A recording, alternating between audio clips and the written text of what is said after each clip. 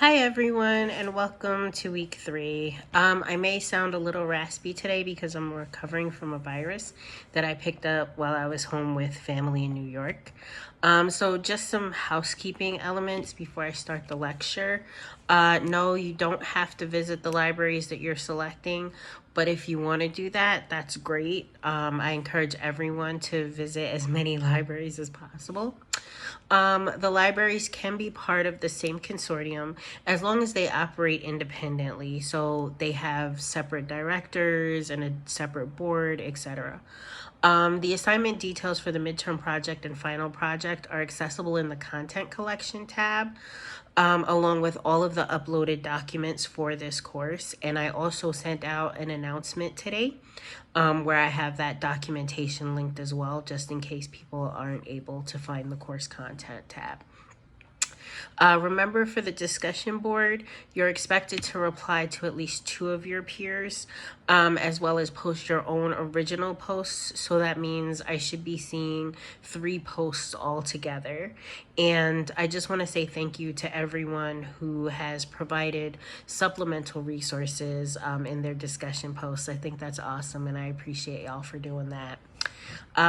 Based on the discussion board, we do have a consensus in certain areas. So the first thing is that libraries should not charge for their services, because that limits access for those who really need it. Fees make the library seem sterile and unwelcoming, and that's not what libraries want to do. And libraries should not function as corporations, meaning they should not be seeking to gain a profit from the services that they provide. And as a closer, there's still a lot of work that needs to be done by libraries to break down the barriers to access.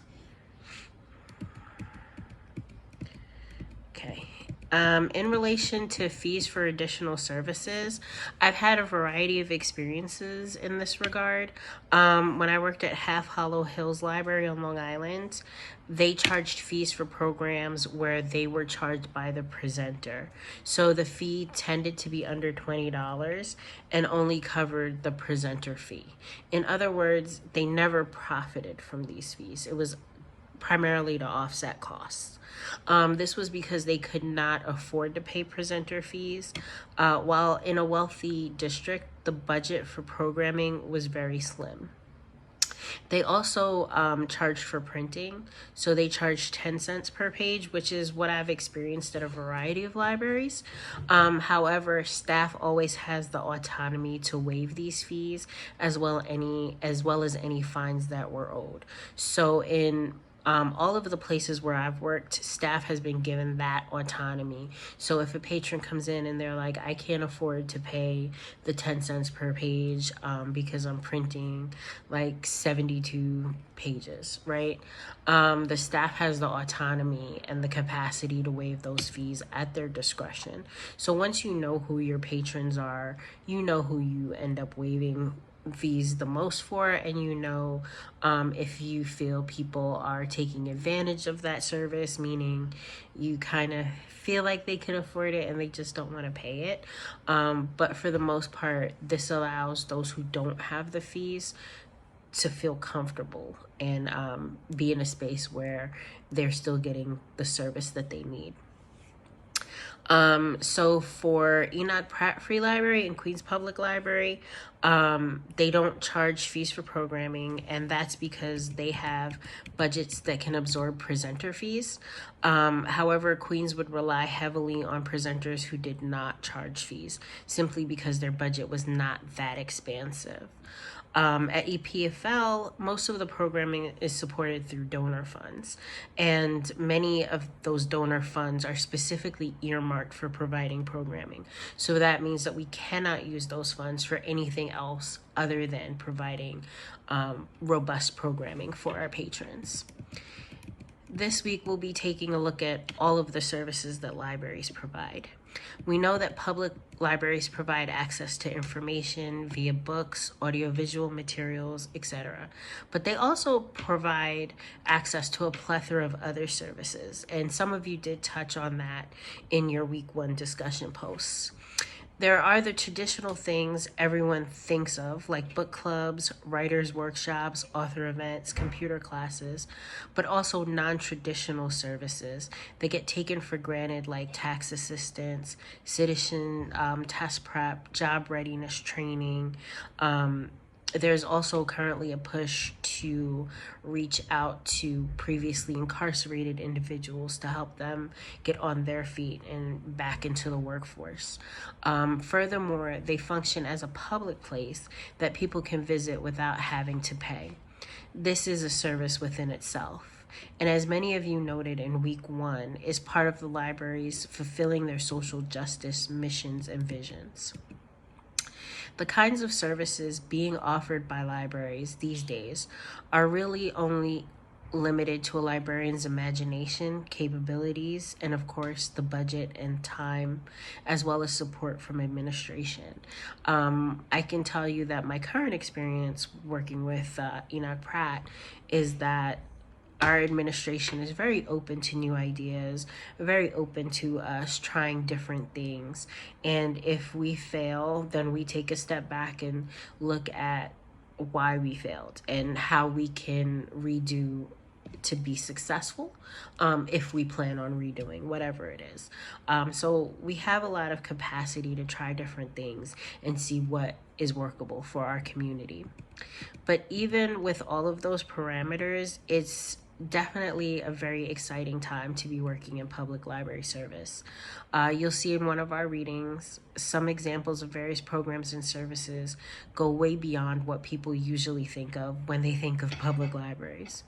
Included are sources that report on a wide variety of audiences, from adults all the way down to babies. But of course, there's new services being developed all the time. And I would like if you can include some new things that aren't talked about in the readings in your discussion posts. So, these articles are by no means exhaustive, but what I would think is a good sample of what's going on in the public library world right now. We're also seeing diversity in the materials that can be accessed. Many libraries are starting what we call libraries of things. And some of these things include seed packets, tools, musical instruments, cooking utensils, and even crochet kits. With the emergence of the maker movement, we are seeing libraries offer 3D printing, STEM and STEAM, as well as robotics programming. QPFL and EPFL, both of those libraries have soundproof recording studios where patrons are permitted to record podcasts, videos, and their own music. Both of those locations are, for Queens, it's located at the Corona branch, and for EPFL, it's located at our teen space currently.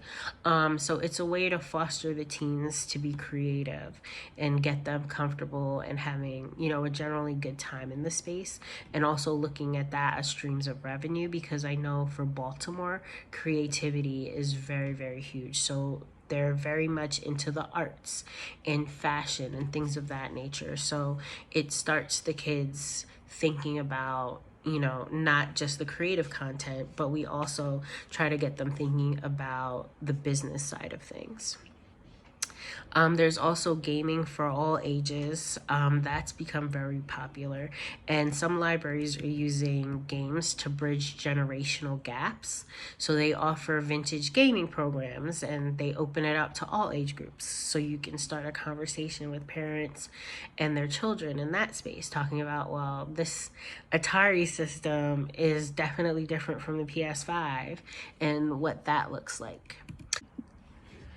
Cross-cultural programs such as Lunar New Year celebrations, Kwanzaa celebrations, and drag queen story times, which we'll read an example of that this week as well, are also being offered. These types of programming are a big trend right now as libraries strive to be more diverse and inclusive in their cultural and recreational programming. And we'll get into more of that in a few weeks during our Libraries Are Not Neutral module. And then just to layer on top of that, we definitely want to think about how these services translate in a world where we have had COVID-19 and nationwide lockdowns.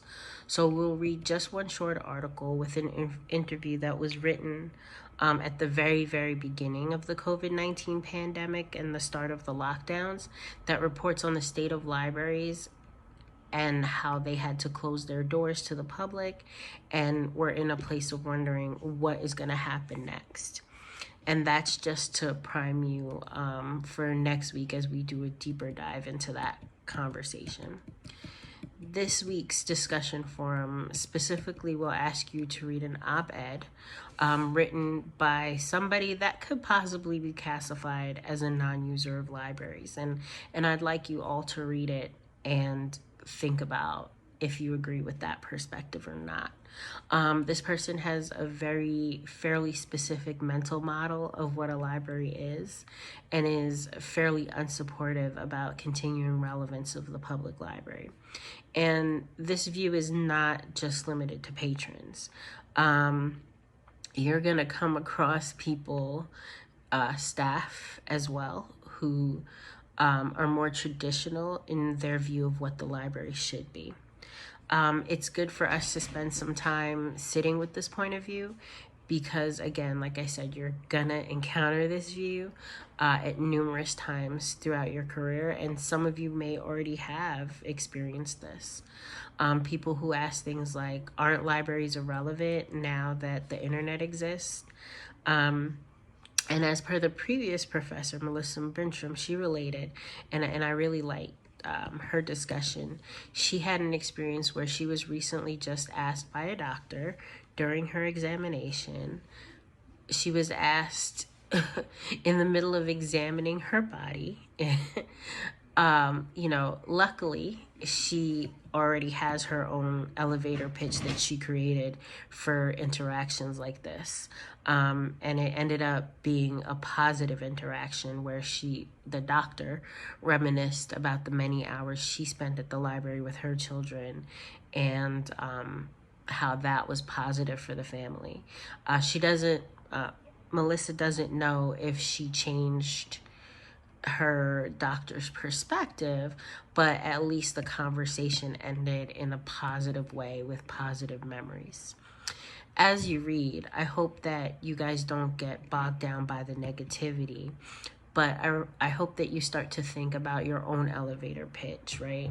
How to highlight how impactful libraries are for the different communities they serve as you enter that workspace. And I will just wrap up today's lecture just by saying thank you for all of the lively discussions that have been taking place in the chat. And I encourage you all to keep up the high level of discourse and continue to support each other. Have a great week.